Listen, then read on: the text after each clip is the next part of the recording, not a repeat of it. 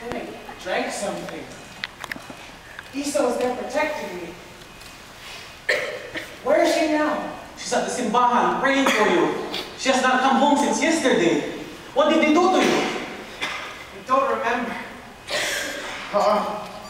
Uncle, do my parents know? Of course, I told your mama and papa that you were in prison. Your mama is so worried that she's coming here now. Her flight might be leaving soon. What about my father? Is he coming too? Well, your father's afraid to come here, but he's very concerned. Listen, I have to drive the bus to Huangco, okay? If you need Tylenol, Salumpas, Cyberpunk,